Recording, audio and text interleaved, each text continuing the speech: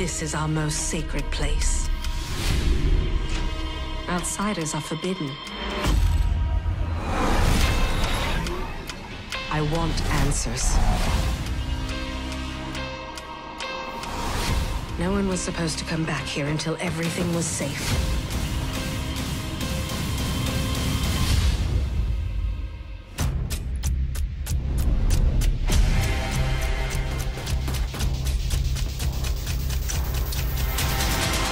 I want to kill whatever evil has crept into the Dreaming City.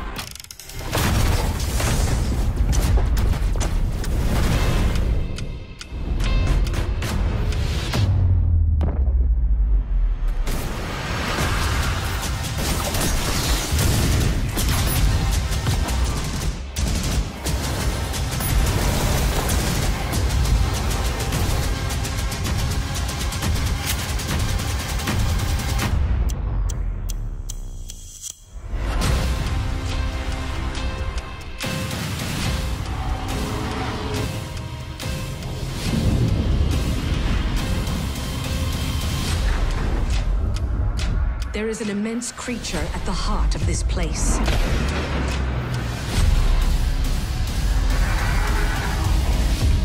The fate of the Dreaming City is at stake.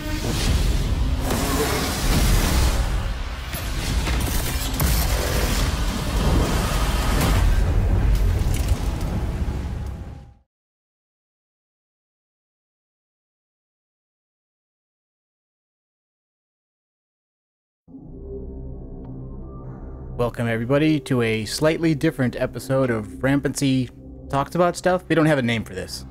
We should have come up with one. I guess. Rampancy After Dark. Oh, that could be good. You think so? I was kidding on that one. At night. Well, Captain's already in the chat. Hey, Captain. Yep, good test. So chat seems to be working. Let us know if there are any other technical problems. Yes, welcome all. We're actually going to be covering something a little different tonight. We're going to be talking about the recent Destiny divorce. For those not in the know, we're big Bungie fans, have been for many, many years. And this week, we got some great news where Destiny and Activision are parting ways. Right, so this will kind of be a short thing, but we just wanted to talk about this. We don't do a lot of newsy articles or news summary articles or, you know, rip and read from the Bungie Weekly Update or Xur's inventory. Torn from the headlines. I do want to talk about this because it's interesting, but also because I think there's a lot of Bungie fans who really don't understand how Bungie special works and unusual. I don't think anybody understands how Bungie works at this point, because I think it's what goes on with Bungie in the last couple of decades is really kind of interesting. So, Well, yeah. I'm just going to put up Bungie's blog post from yesterday, and we'll look at that in detail. Okay. So, Captain says, yeah, we should call it the new ASE. And people, for those who may not know, yeah, we had a segment that Narc made up called Anger, Sadness, and Envy, which ties into the Bungie lore. I don't know, calling it the new ASE, though, I think might give people the wrong impression. No, maybe. Though, personally, I kind of like Ace? it. It's Ace in the hole. Ace of base. I don't know where we could go with that. Would that tied in more to Destiny with Ace of Spades and the whole lore with Cade? Oh yeah. Oh, Ace of Spades. All right. Okay. So anyway, the upshot here is that Bungie really kind of unexpectedly yesterday posted this notice called Our Destiny. When we first launched our partnership with Activision in 2010, the gaming industry was in a different place. An independent studio setting out to build a brand new experience. We wanted a partner willing to take a big leap of faith with us. We had a vision for Destiny that we believed in, but to launch a game of that magnitude, we needed the support of an established publishing partner. Nothing surprised about that. You want to make a AAA game, you need funding. You need somebody who's going to pay you for milestones way before you've released, especially if you're going to grow to be, 500, 700 people strong the way Bungie is these days. I'm wondering, do we need an audio filter while you read this? Oh, no, that's okay. We don't need to do it. Okay. Golfer's in the chat. He says, hey. Thanos voice or something. I was thinking of something, a little bit dramatic. Yeah, you want to play Destiny later? We may play Destiny after we do this. Yeah, either that or Halo. We haven't decided. I brought my Warlock above 600. So. Yeah, Golfer says, yeah, Destiny will be great again. Should we get hats? So I'll skim through a lot of the fluff. With Activision, we created something special. To date, Destiny has delivered a combination of 50 million games. I guess that's like unique sessions or something. And expansions to players around the world. More importantly, we've also witnessed a remarkable community, tens of millions of Guardians strong, rise up and embrace Destiny to play together, to make and share memories, and even to do truly great things that reach far beyond the game we share, to deliver a positive impact on people's everyday lives. My God, it's Destiny is Medicare for all, people. It is all things. All right, anyway. To teabag where no one's teabagged before. So we have enjoyed a successful 8-year run and would like to thank Activision for their partnership on Destiny. Looking ahead, we're excited to announce plans for Activision to transfer publishing rights for Destiny to Bungie. With our remarkable Destiny community, we are ready to publish on our own, while Activision will increase their focus on owned IP projects. Mm-hmm. Okay. So, now Activision's too busy with their other girlfriends to spend time with you? Is that okay?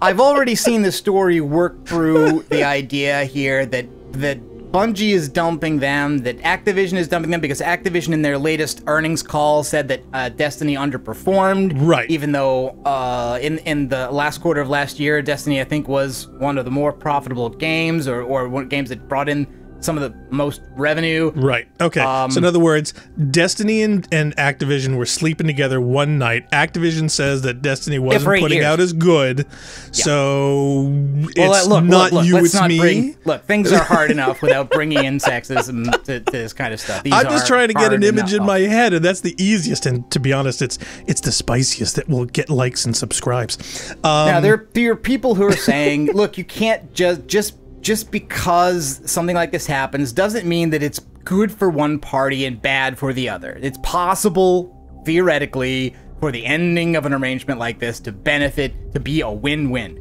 However, it's hard to see how that could be. So the next thing I thought to bring up is that contract that came up because of legal action involving some of the people involved with Activision all those years ago. So I went and dug up a copy of that. Oh, wow, doing some research. I love it. Oh, it's not. Why aren't you showing to me? Well, here, you hunt for that. Captain Contractor says, yeah, teabags and 0G and immediately propels into wall. That would be good. Phil Mysterious in the chat. Hi, Phil.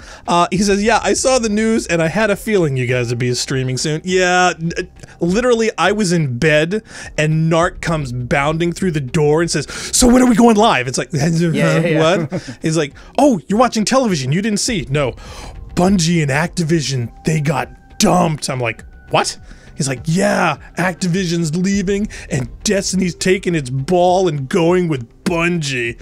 I'm like, okay. So yeah, so I'm playing catch up here personally, but yeah, Narc has got tons of stuff.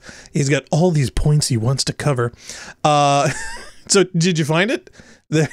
I see the PDF there. Oh, okay. There it is. Okay. So this is clause 17 of the original. It leaked. It's not leaked. It became public because of legal action. It's wrong to say leak. Leak suggests that somebody did something nefarious, that this wasn't supposed to be out. Right. This was public record because of the legality. Public record because of litigation. Right. Okay. Against or between Activision and one of the companies that developed Call of Duty back in the day. Okay. Highly confidential, outside counsel's eyes only. This contract has a sequence of clauses that talks about what happens if this agreement is terminated. This agreement was originally supposed to be over a period of 10 years, cover 3 main sequence games, plus a bunch of DLC releases. Mm-hmm. And it basically says that Activision can terminate it without penalty upon written notice if the game doesn't sell through 5 million copies in its first 6 months. Well, it's across all SKUs, regardless of method of distribution. Yeah. When it doesn't have to be 5 million on Xbox or 5 million on PlayStation. It's 5 million in aggregate across all of the places you sell it, which in this case for Destiny 1 would have been Xbox and PlayStation, Xbox One and PlayStation, or Xbox 360 and PS3. Yeah, during the first 6 months. Right. following commercial release. And now this is also, again, this is come out in 2010 when Reach was released. Yeah. So it all talks about if Reach was not released. In other words, there's lots of outs for Activision here if it turns out Bungie imploded. You know, if it turns out it wasn't able to finish its contract work for Microsoft. Right, for whatever reason. Yeah, for whatever reason. Yeah. If Destiny didn't sell very well. And it says that if Activision terminates at any time prior to the conclusion of the development term, then the distribution term for the product shall cease and all licenses conveyed by the licensor, Bungie, to Activision will automatically terminate and revert to the licensor, provided that Activision shall retain all such rights and licenses as are necessary to continue to publish and distribute those products commercially released by Activision prior to the date of such termination. Yeah. So for a what that period means of 2 is years. If this was called off by Activision because they say, you know, it turns out Destiny is not as profitable as what we thought, and we don't want to keep paying you guys what we're paying you, then all the intellectual property rights that Bungie granted to us, because again, Bungie didn't get purchased by Activision, they didn't sell Destiny as a property to Activision, they licensed it, they gave Activision the rights that Activision would need in order to publish Destiny as a series of products. Right. So all those rights, if Activision cancels the contract, automatically go back to Bungie. And then there's another part of this that explains what happens, which is that there's a 2-year period prior to the end of this agreement where Activision continues to get royalties on the things that it has already published. Yeah. And Bungie continues to receive payments for the maintenance of backends. In other words, so that people continue to be able to play those games that Activision sold, in order that Activision can continue to get royalties on selling them. So it's not like they could do a thing where, you know, Destiny 1 suddenly stops functioning now because Bungie turned the servers off because Activision isn't paying for them anymore. Right. There's a 2-year window where basically Activision can still get royalties on this stuff, and Bungie still gets payments that are for maintaining the back end. Somewhere between royalties and alimony is what it sounds like. Yeah, I think it would still be in Bungie's best interest to keep the back ends for all versions of these games still running, because they wouldn't want to blame this on Activision anyway, but it does provide for that to happen. Cool. But what's interesting about the blog post, and I'll put that back up now. Oh, Pi on Forza Chat. Hi, Pi. He says, hey, lads. Thanks for joining. Hi, Pi. Is that it doesn't really say here anywhere who initiated this, although I think most people are assuming that it's Bungie. I would assume it was Activision, considering that the call that they had on sales during their quarterly meeting or whatever was also put online, and they said that there was an expectation of revenue that they did not receive on the Forsaken that Activision was not happy about.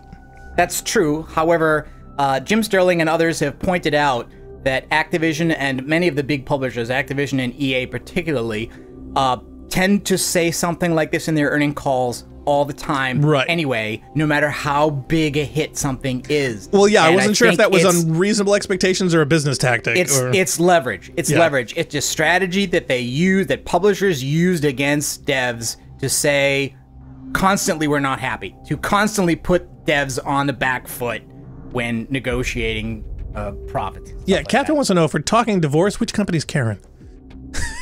Who's Karen? Is that a meme? I don't know. Is this memes? It's the internet. Everything's a meme. Karen? Karen. Bye, Felicia. Oh, God, no. Okay, that meme I know. Okay. If you had said, we were on a break, I would have understood that reference. But, Yep. Okay. So, now, not enough people are really talking about this, because the next paragraph says, the planned transition process is already underway in its early stages, with Bungie and Activision both committed to making sure the handoff is as seamless as possible. When things are as seamless as possible, you never have to come out and say that they're as seamless as possible. Well, that's just it. It's like, you know, you get these press releases and you're wondering, is like, okay, how much of this are you trying for me to take away, and what concepts are you trying to hammer on to make sure to either head off speculation or to prevent, you know, other words getting out? They're heading off expectation. They're heading off. People speculating that this is going to mean anything immediately for the game. Like the game is going to go down. That next time you get kicked out of a server, oh man, it's because Activision. You know what I mean? Yeah, stuff like that. Yeah, but Captain Contractor says it's a new meme, and Karen took the kids. So that means that Bungie would be Karen. I will Google that later. Yeah, Bungie is definitely Karen. I hope I won't see anything. Yeah. I don't want to. Pi says, yeah, did you guys hear about memes? I heard some memes. Memes exist. I've heard about them. They are things. Oh, Aaronson's in the chat. Hey, what's up? This is Bingle are free, eh? By the way, this morning I told my wife what we intended to do today. That we were going to do this, and that we were not going to be playing a game, and that we were going to be talking about the business side of a video game, and I would have on my screen web pages and PDFs. Yep. And she said, well, tell me how the readership goes on that. Oh, well, that's just it. You know, it's so thank you, everybody. Oh, and Bull's in the chat, too. Hi, Bull. How you doing? Hey, what's up?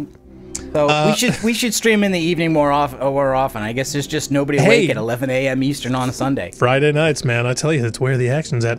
Yep. Let's see. Free to play though. That's something people are talking about. It's like, ooh, they're gonna do Fortnite. Yeah, so Activision tweets out that we're proud to have done all of this stuff, and this is not basically to put on a nice public face for the whole thing. And Microsoft messaged Bungie and said, hey, you up? But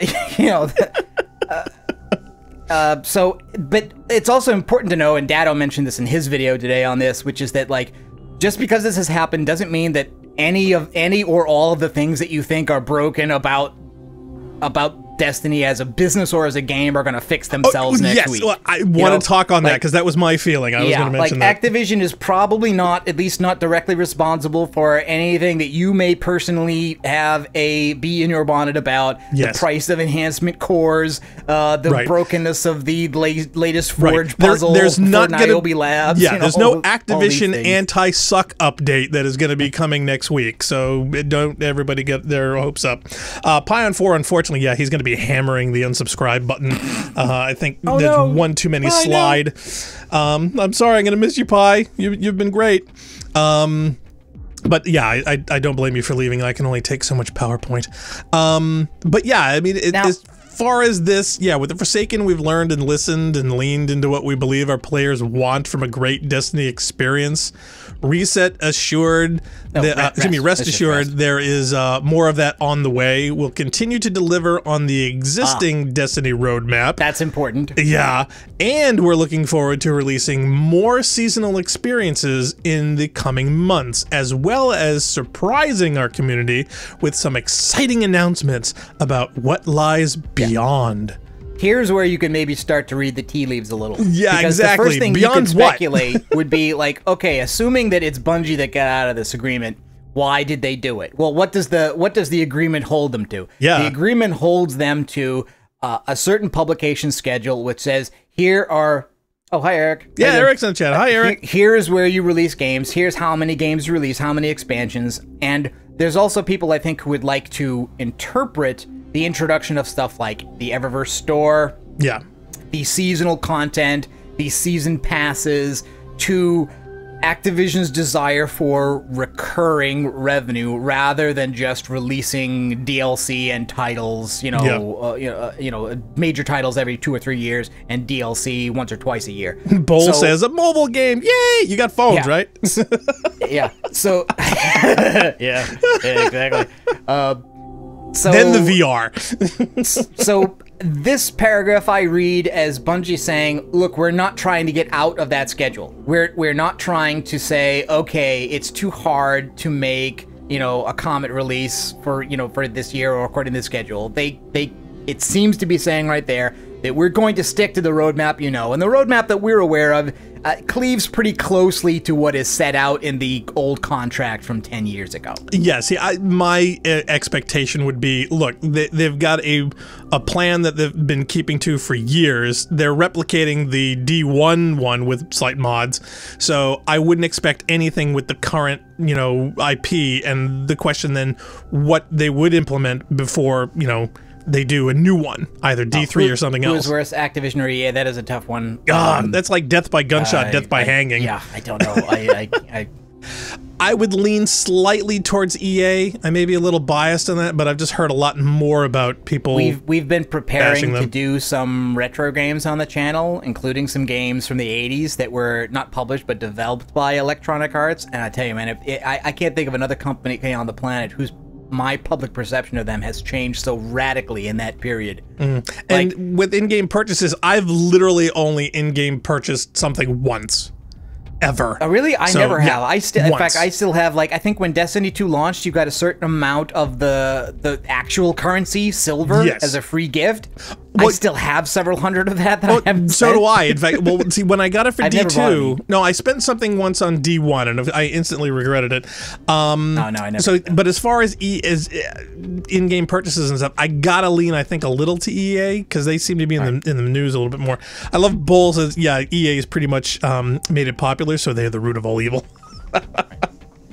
Okay, so here comes the meat. Thank you so much for your continued support, Bartles and James. I know. Our success is owed in no small part to the incredible community of players who have graced our worlds with light and life. We know self-publishing won't be easy. There's still much for us to do and learn as we grow as an independent global studio, but we see unbounded opportunities and potential in Destiny. We know that new adventures await us all on new worlds filled with mystery, adventure, and hope. We hope you join us there. See you, Starside. So now I just want to take that and kind of put it into the context of the history of Bungie, because that's where I think, like, a lot of people who just came on with Halo or Destiny, they know a little bit, but they don't really know how weird and unusual Bungie is as a beast in the gaming industry. Yeah, a lot of people, you know, I remember talking about PC people about it. They just saw it as just another company, as a vacuous unknown. So this is your prototypical dorm room startup, right? Where in the 90s, Alex Seropian and Jason Jones are separately working on games and meet in a classroom and decide to publish their own stuff and basically start churning out discs for Macs on floppy disks that they sell in Ziploc bags at trade shows and through the mail. They then work up to being a cross-platform developer, making a game in a completely different genre, you know, because they started off with, you know, stuff like Operation Desert Storm, which was Alex's game. Yeah. And Minotaur, which was Jason's game. Hey, don't forget Gnop.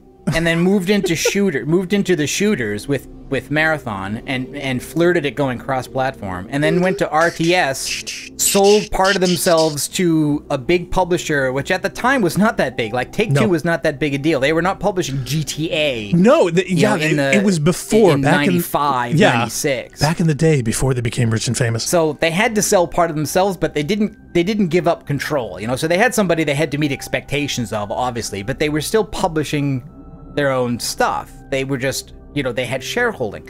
And then, you know, they announced Halo, and they get acquired, lock, stock, and barrel, by Microsoft. They become a first-party publisher for the Xbox, and they say it was because they wanted to shape the platform, and the cynic said, no, it's because of that Myth 2 uninstaller bug that deleted people's hard drives and that caused a massive recall, where Bungie, to their credit, you know, decided to eat the cost of pulling a bunch of boxes from store shelves and restocking so that people wouldn't encounter that. So good on them. Some people say that's what doomed them and that's what made them. They wouldn't have been able to finish Halo. Other people say, no, it wasn't that bad. It was bad. It wouldn't have done that. But anyway. Hey, it was the right thing to do either way, so props to them. Yeah, whatever Halo would have been on the Mac or the PC, we don't know, because they became a first-party developer and they worked on the Halo franchise working for Microsoft. And to be honest, there are lots of things, I mean, everything up to now is pretty normal, you know? Game studios start, sometimes, you know, they open, sometimes they close, they get acquired, they find publishers, they fail to find publishers, they lose publishers, you know, all those kinds of things happen. But then in 2010, when they announced this other thing, they spun themselves off as Bungie LLC. They got investment from other places, they got some shareholding, minor non-control shareholding from Microsoft, and became an independent entity again.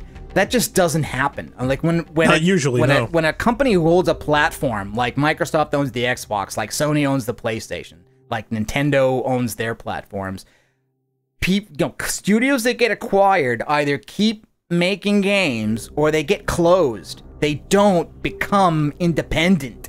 It just doesn't happen. So this kind of deal is very unusual. And it wasn't surprising at all to see that when they came out of that, you know, they had to leave Halo behind. They certainly didn't walk out of that deal with a pile of cash. So no. they had to make a publishing deal. So they were... Halo was well enough that they were able to spin that into this deal with Activision, which provided payments from Activision, investment in Bungie to develop Destiny, and, you know, and then from there on a share of the revenue that would come from that, and it was supposed to last 10 years.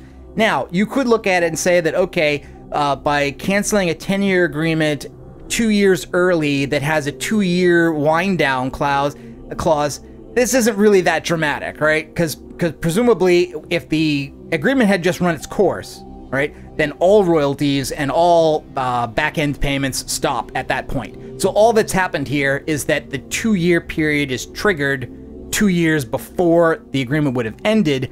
And so from a financial perspective, what's missing is whatever milestone payments, whatever regular payments Activision would have been making to keep Bungie running, aside, you know, separate from royalties or profit sharing or anything else. Right.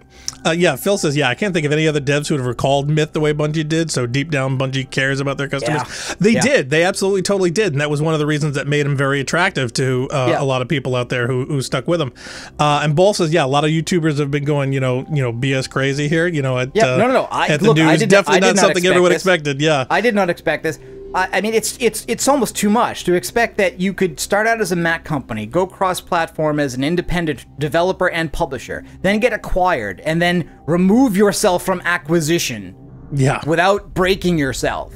Making a AAA deal with another one of the biggest companies in gaming, and then just deciding before it's over, yeah, thanks, no thanks. Well, and this is the major discrepancy. Yeah, it's crazy. It's weird. It's definitely an up and down seesaw type thing. But the funny thing to me also was when you first mentioned it, I immediately thought that they lost Destiny, and then when you said that no, they took their ball and went home, I'm like, that's not what happened with Halo. Yeah, you know? No, it's not. But I also remember reading this clause in the contract when it came out. Because there were very few circumstances that allowed, basically the only way that Activision would have gotten ownership of the IP rights to Destiny would be if Bungie significantly failed to put out a release that's scheduled. That's the only way.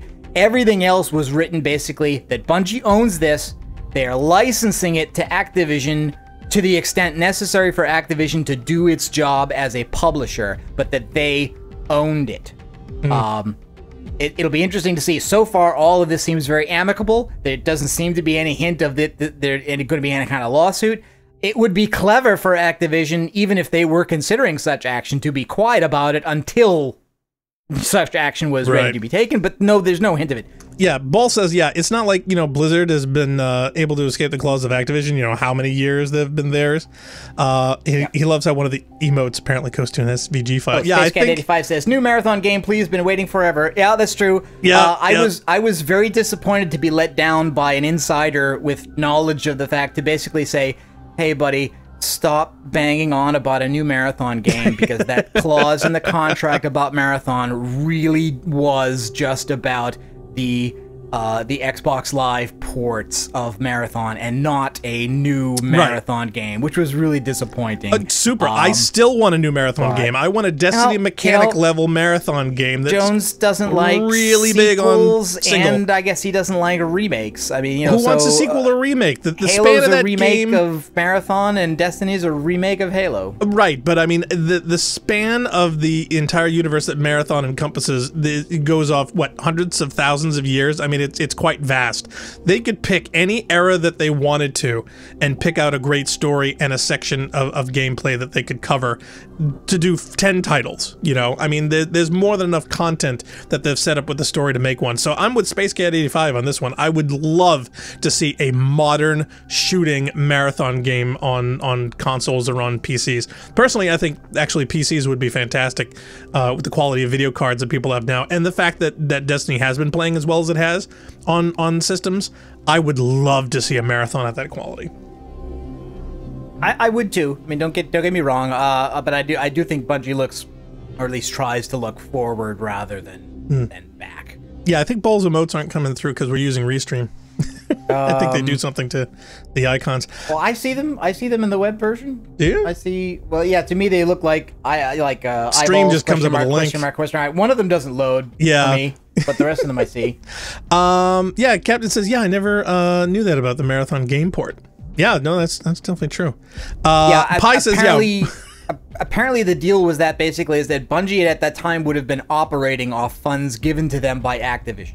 And so it couldn't be used for anything other than what the agreement explicitly said they could be used for.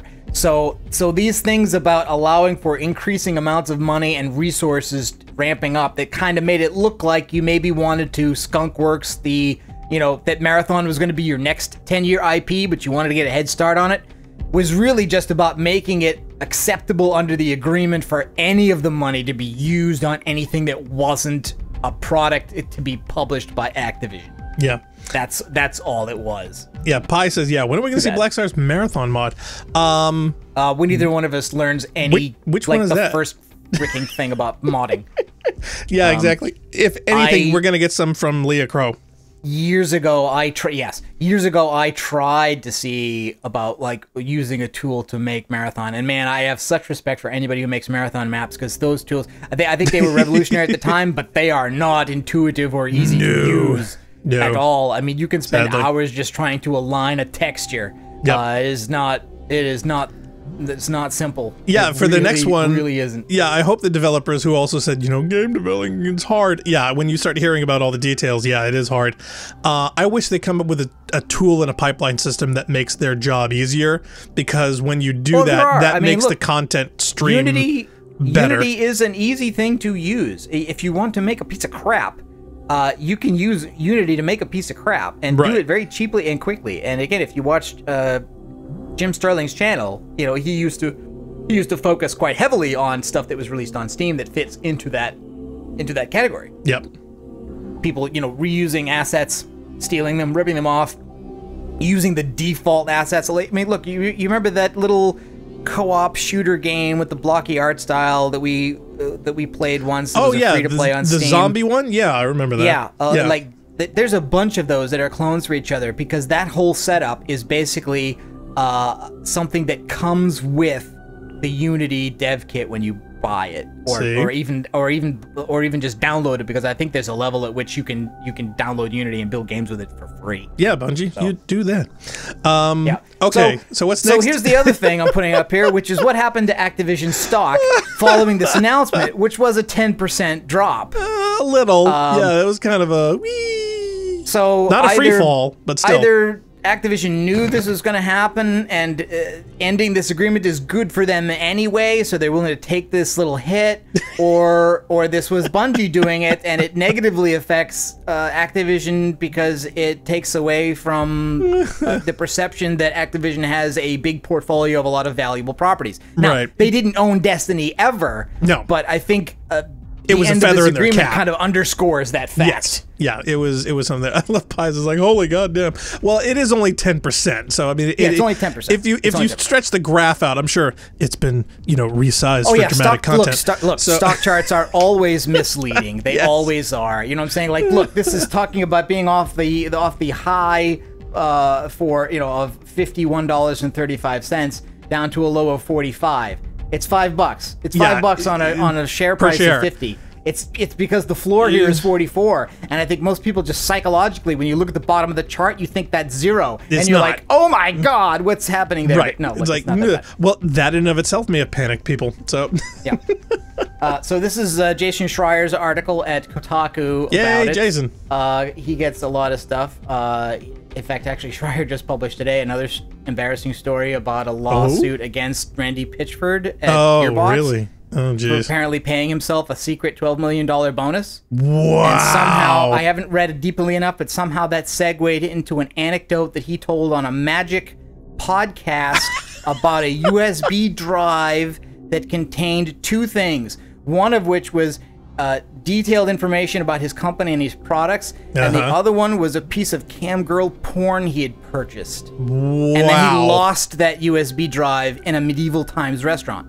Okay, now that's a pie on four holy goddamn answer. Yeah, that's way to go.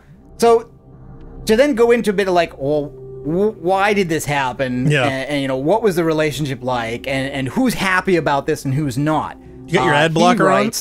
He writes, one of the most significant tensions between Bungie and Activision had long been the annualized schedule, which mandated the release of a new Destiny game or expansion every fall. Now that, you can set that directly against Bungie in this other paragraph, basically saying, we will continue to deliver on the Destiny roadmap. Right. So in other words, they're not redoing the roadmap. The problem that Bungie is having is that they're held to these deadlines, and so stuff has to come out, whether it's good or not, whether it's done or not, on a regular schedule. Yeah. They can't be, it's out when it's done. It's out when the calendar says it's out. I need room for my And people have been pretty critical of the quality level of a lot of the DLCs. And one of the recent DLCs was even farmed out. I mean, Bungie didn't even do it. Warmind wasn't even theirs. Well, no, they did Forsaken. Yeah, but Warmind was done by a support studio. Yeah, and having them have to keep to that schedule that makes that decision all more revealing when you say that, like, hey, we don't even have time to do this. We have to ship it out to somebody else. Yeah. And here's the Activision tweet, which is, thank you, Guardians. It's been an honor and a privilege to help bring the world of Destiny to life for you. And this is the joint statement from Activision and Bungie. Today, we're announcing plans for Bungie to assume full public rights and responsibilities for the Destiny franchise. Going forward, Bungie will own and develop the franchise. Bungie has always owned it, by the way. Yeah. PlayStation. They licensed it to Activision. Yeah, I love that PlayStation was the first one to jump in, not Xbox. Onward to new worlds and new adventures. We'll see you, Starside. Bungie replied there. Yeah. I don't know if the Microsoft tweet still shows up in here. I don't know. Yeah, okay, there it is. It's Phil Spencer. Hey, Phil. Looking forward to a bright future working with one of my favorite independent studios on one of my favorite franchises. Excited to see what they continue to grow and evolve. Destiny. Excuse me, weren't their relationships strained back from the Halo days? Did they get over that, or? I think it's strained to the extent that Microsoft wanted them to work on Halo forever and wasn't really interested in anything else. No. So I don't know what Phil means here when he says, I'm looking forward to working with one of my favorite independent studios on one of my favorite franchises. Is he talking about Destiny there, or is he talking about Halo? Does that mean like we want Bungie to want to hire Bungie to develop a Halo game? Well, no, 343's got Halo. No, I think what he's talking about Destiny. Yeah, and they've done such a great Xbox. job with it. Everybody is happy. I never hear anything negative about the Halo games developed by 343. I never. It's just never happened. No, why would you hear that? Those games are perfect. Sarcasm. So yeah. No, as far as Phil, I think he's just chiming in to, be chiming in with everyone else at this announcement. He doesn't want to not be included. Yeah. It's like when, somebody dies, you've always got to show up with flowers and condolences, even though you may not be that close to them whatsoever because you don't want to look like a jerk. Yeah, we know who died. Yeah, exactly. So the other thing to wonder about, and this is really reaching now, is that... Is it Jason Halo Jones reaching? Once said basically that, Jason Jones once said that of all the people who worked at Bungie, the person who had the most outsized contribution was Marty ODonnell. Mm-hmm. And the argument that started the dispute between Marty and Bungie that ended with him being fired, and then Harold Ryan being fired, and all these things happened, was that Marty was used to having, if not outright control, then at least significant input into the musical accompaniment and presentation of promotional materials. Right. Trailers for Halo games had Marty and Mike's music in them. Yeah. And the cinematics were made at Bungie by them with his input and influence. And when Activision started doing TV spots with pop music in them, he objected. And reportedly, all the upper management of Bungie also objected, and they wrote a stern letter to Activision. Activision told them all to piss off, that the contract allowed them to do this, and it looks like everybody else kind of wanted to just kind of go on and keep doing things, and Marty didn't want to let it go. And the story is that some people felt he was not really working as hard as he could, right. and then it all turns out, Harold gets fired and Marty leaves, and there's this dispute about back pay and about stocks, and a lot of crap got done, and it went into the courts. Office politics at its finest. I believe they gave Marty back his stock, but the whole thing was supposed to be about taking away his rights for voting so that he couldn't... Yeah, voting stock or something? Negatively affect, so he couldn't vote down things that shareholders would be voting on and stop that. Right. Yeah, I honestly don't know. All we know was what came out in the few media reports are about it and the court cases.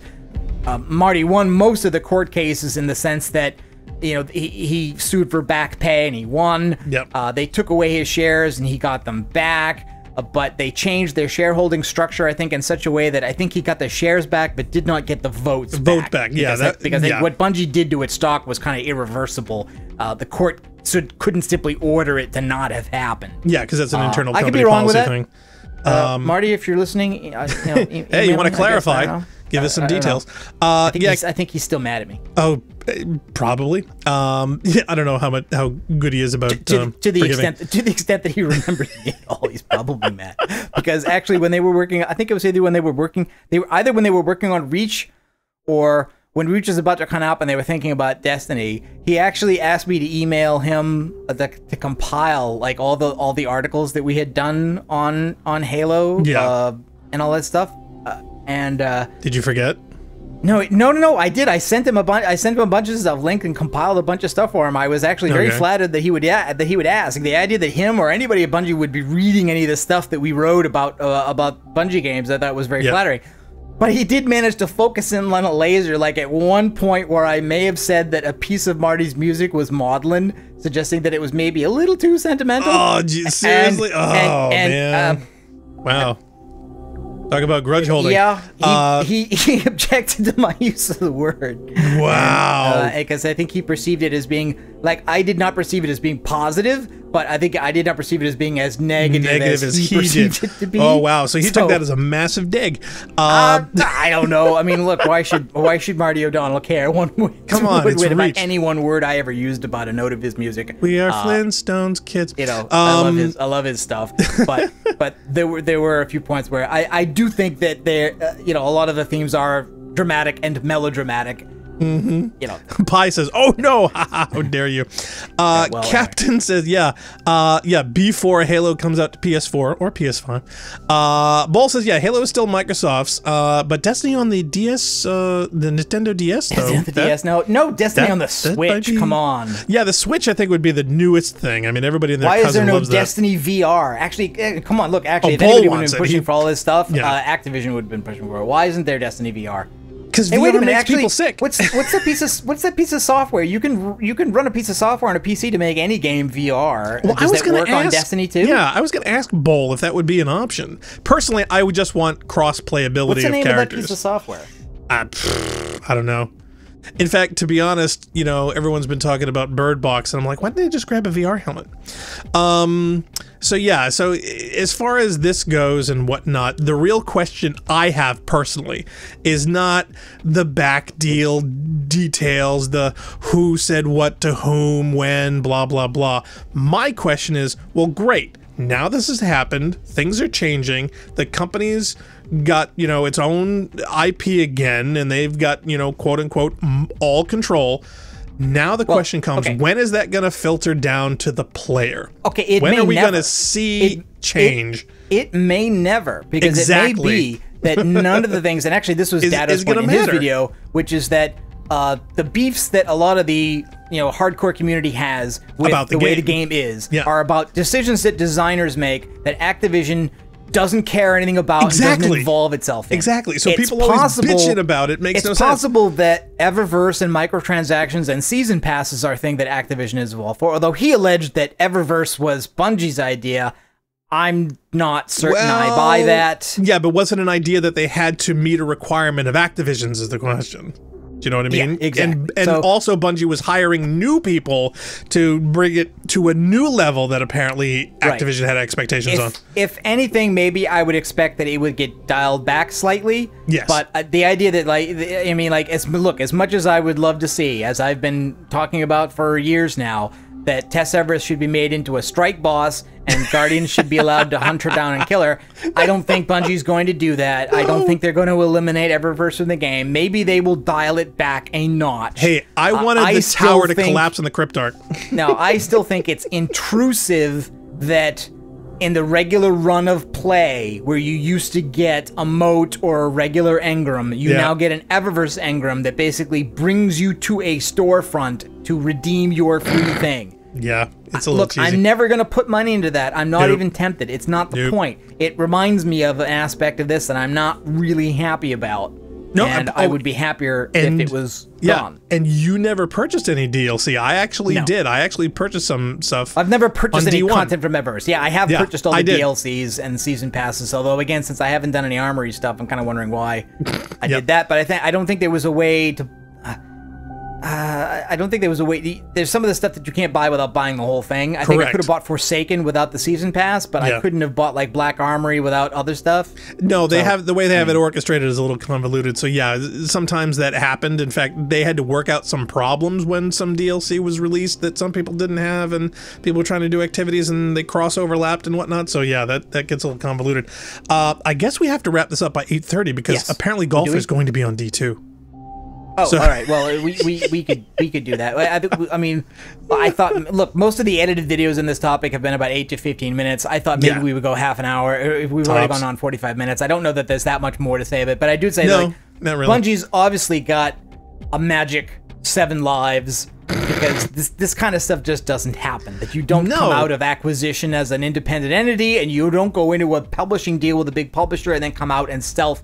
Publish. Well, I'm wondering, either they've got the best luck in the industry, or somebody's really on the ball, or somebody somewhere else on these other companies dropped it massively. Thing, though, is that like there isn't a business related person I could think of who's actually been at Bungie all that time, because like the first time that like if you look at the stories that tell the split of the very early days, it was Jason making the games, and Alex doing the business side. The only game I think that he had been the the primary pusher of was Operation Desert Storm, which he had been working on before he met Jason. Old school and that kind of stuff. But then after the acquisition, he left to go off and do his own thing. So he might have been the one of the engineers of the acquisition that made Bungie part of Microsoft and let them shape the Xbox. But he wasn't around to manage the exit, and he wasn't around for this. And there are people that have gone and left. So there isn't, as far as I can tell, a business architect or a legal mind who's coordinated each and every one of these transitions. If you could say, well, I understand, this is a particular genius, this is a person who's who keeps doing this in the industry, but I'm not aware of it if it is. Captain Contractor says Tess Everest, the new old witch of Cuba. It feels like I'm actually on D2 right now.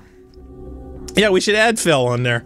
Because every time we get on there, it's like either you're busy doing something or I'm busy doing something, or Reaper comes in and he's playing something else. He's like playing, competitive. So we'll sit and talk and whatnot, but he can't join me in golf, and we're always short.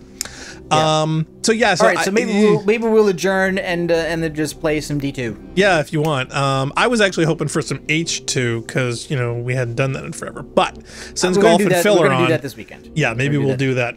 All right. Well, listen. Thanks everyone for watching. We certainly hope you enjoyed this little coverage of the really important gaming news in the industry. Right over here on Rampancy.net. Feel free to check out the rest of our stuff on our YouTube channel, and we are going to be doing some new stuff. I think we are going to be doing some H3 because a lot of people are busy, so we're going to be covering that. And we did get a request so hey, we're doing extra stuff for the viewers and the fans out there. Anything you want to say before we go?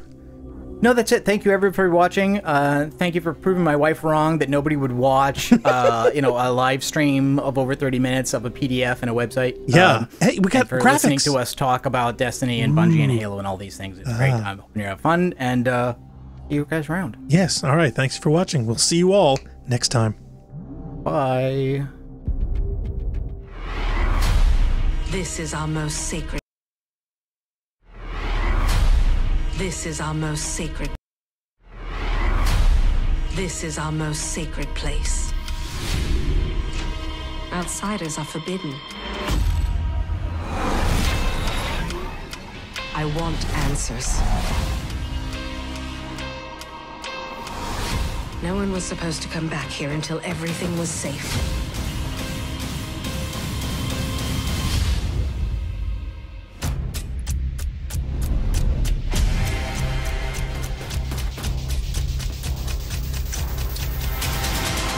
I want to kill whatever evil has crept into the Dreaming City.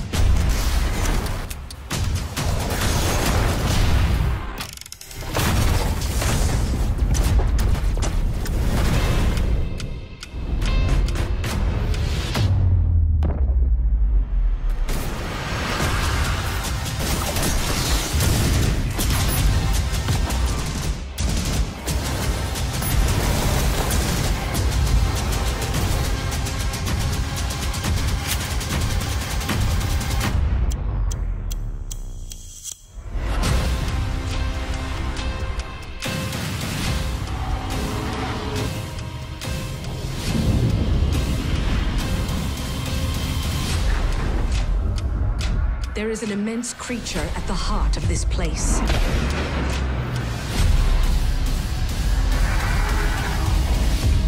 The fate of the Dreaming City is at stake.